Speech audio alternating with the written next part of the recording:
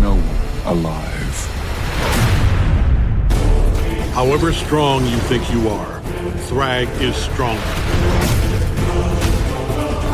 Thragg's death is the only thing that matters. They will shatter before our strength, our devotion, our vengeance. Welcome back, everyone. It's Charlie. Invincible released a brand new trailer all focused on Thragg. There's a bunch of Easter eggs here, a bunch of new footage, so we'll break it all down. There were also a couple other scenes with a couple other characters they released yesterday, so I'll also add those to this video too. Stand ready for his arrival, worms. Cannot wait to see Thragg commit all kinds of war crimes this season. If you are brand new to the channel, I'll be doing videos for all the episodes just like I've done for previous Invincible seasons. The season 4, episode 1 drops very, very soon. You don't have to wait that long to actually get everything. Just starting at the beginning of the trailer and working our way through shot by shot, talking about Easter eggs, WTF moments. It starts with Thragg in his throne room on Viltrum, the home planet of the Viltrumite Empire, and it's Anissa and General Craig behind him. So Anissa is back this season. I know everybody's been asking about all the really, really messed up stuff that she gets to in the comic book arcs. We will see whether they do everything from Anissa's arcs in the comics or if they tone it down a little bit, because it gets really, really crazy later on. The reason why they're focusing so much on the skull is it's meant to be the skull of the former emperor of the Viltrumites, Argyll, who ruled them before the Viltrumite Civil War and basically helped them become the warlike race that they were, that you saw in Omni-Man's flashbacks, where he explained how their race was dedicated to strength and conquering the universe. Previously on the series, they revealed that it was Thetis, played by Peter Cullen, Optimus Prime, Viltrumite, who killed him when he rebelled against their conquering warlike ways, deciding to turn against their people, and then that's when he left to found the Coalition of Planets and the Scourge virus. That's the reason why in present day, Omni-Man told the big secret of the Viltrumite Empire to Alan was that there were 50 of them or fewer living in the entire universe. All because the Scourge virus, which is deadly to them, wiped out most of their race. It is also why Thragg hates Thetis so much for betraying their people mostly and killing his mentor, Argyll. He was meant to be Argyll's golden boy and was bred to be the strongest Viltrumite, Thragg was. Currently in present day, he is the most powerful Viltrumite. It is possible to become more powerful than him, but it's going to take a very, very long time for that to happen. Thragg's death is the only thing that matters. Thragg, being the most powerful Viltrumite after the Viltrumite Civil War, became the Grand Regent of their people, ruling over them after Argyll's death, and was tasked with finding Argyll's heir. But because Thetis creates the Scourge virus, wipes out all those Viltrumites except for 50 of them, including all of Argyll's known children that were living on Viltrum, he had a hidden one that is still living, but didn't know of his identity, and nobody on Viltrum, none of the other Viltrumites, including Thragg, knew that he existed. So after the Scourge virus, Thragg becomes so concerned with the survival of the Viltrumite Empire because there's so few of them left, he abandons the search for Argyll's last remaining heir.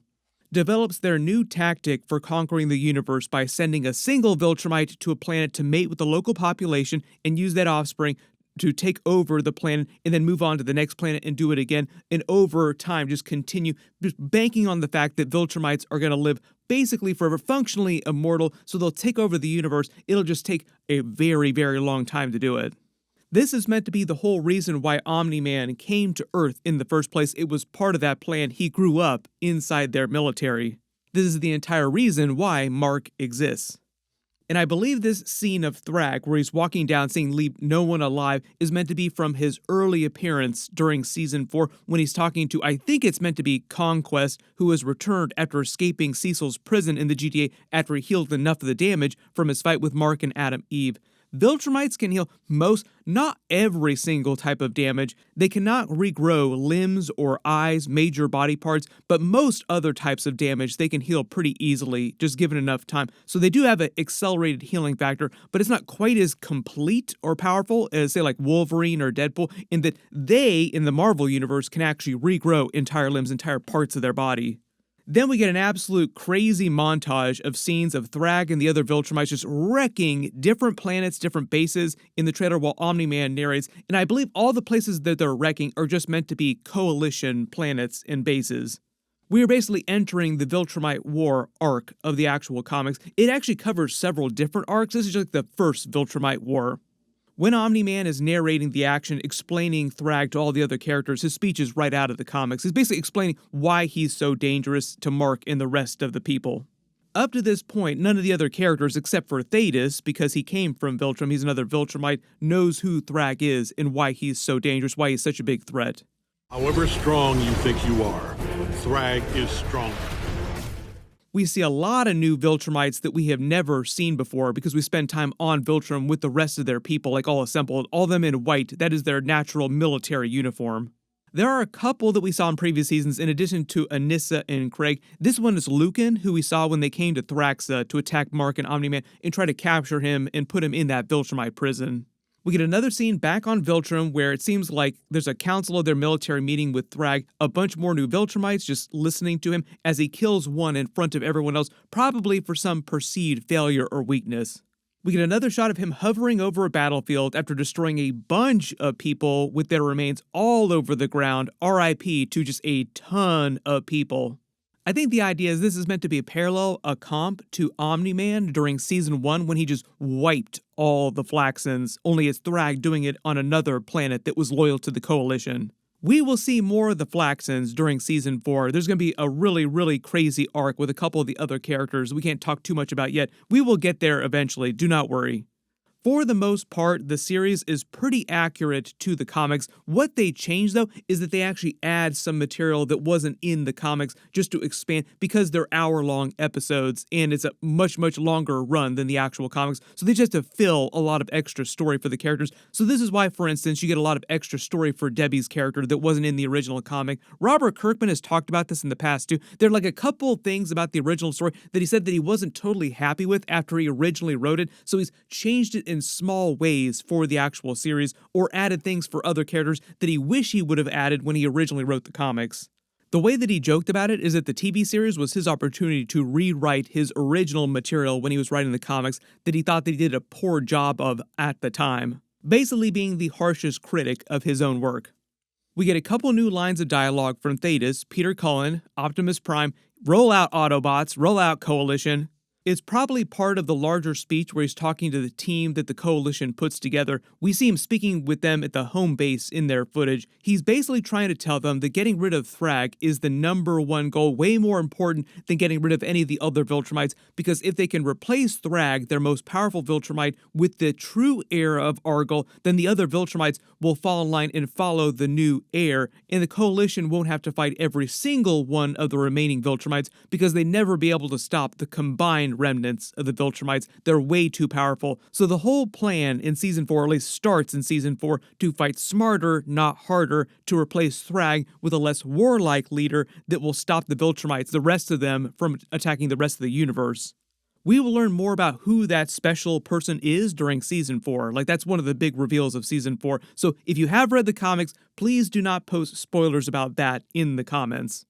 Then this rousing call to action speech from Thragg to their military is also from the comics, where he's preparing to send them to war against the Coalition of Planets. Like I said, major threat this season is the Viltrumite War arc beginning, with the Coalition directly fighting the Viltrumites. They will shudder before our strength, our devotion. But part of the idea is that it's just the beginning of the Viltrumite War arcs. There are multiple different battles, different wars with the Viltrumites across the rest of the comics. Thragg is meant to be the main villain of the entire run of the Invincible, like the actual big bad villain. And there are many, many more arcs that they can adapt for the TV series. Season 4 is still just like a drop in the bucket. Like, there's still a long ways to go for the comics.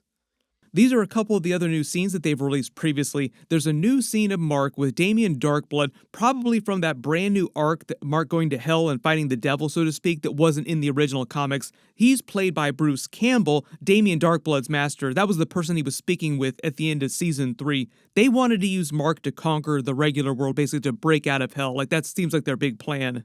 There are a couple scenes of Mark seemingly fighting in hell in the last big trailer. Then there are a bunch of new scenes of the Coalition of Planets team. Omni-Man with his new suit that the Coalition gives him when he first comes back to Earth with Alan the Alien to explain to Mark why they need him and Oliver's help to fight against the other Viltrumites. Also to get Omni-Man's reunion with Debbie, because we do see this family dinner scene with all of them sitting at dinner. Omni-Man has not arrived yet, but I think they're setting up the idea that when he shows up, there's this big dramatic twist, like a soap opera style twist. Definitely expecting them to play up the whole reaction of Omni-Man learning about Paul, Debbie's boyfriend. How is he going to react to Paul? Because he's still in love with Debbie, but Debbie is still really pissed off at him for what he did during season 1. Not only just calling her a pet, yeah, she's really pissed off about that, but also just completely wrecking Earth and turning against their family in general. This is probably going to happen right at the beginning of the series after the first big arc.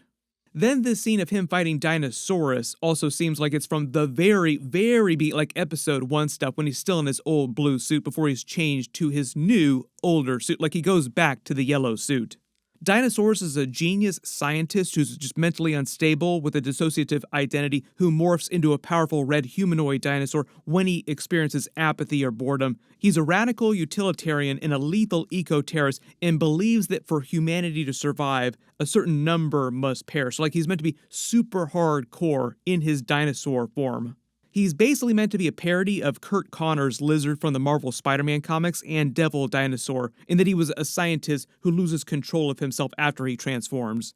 You know I can give you a real makeover. Let me guess. Into a lizard? There are a number of new scenes of Tech Jacket in the previous trailer and one in this trailer too. He's basically like their version of Blue Beetle in terms of his suit. He's meant to be part of the coalition team of people who are powerful enough to harm or kill Viltrumites. That was the big idea at the end of Season 3 with Alan the Alien and Omni-Man going around putting together all the most powerful people they could find to hurt and stop the Viltrumites.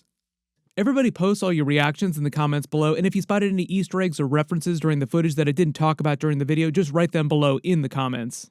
What'll probably happen, because we're getting so close to the series actually dropping, is that they'll drop a little bit more footage, maybe a couple more scenes over the next week or two. As they release stuff, I will do more videos for whatever it winds up being. There's a brand new Boys Season 5 trailer video that I'm working on. That should post in the next couple of hours. Be sure to enable alerts for my channel so you don't miss it. Everybody click here for that, and click here for my brand new Lanterns trailer video that just posted. Thank you so much for watching, and I'll see you guys in the next one.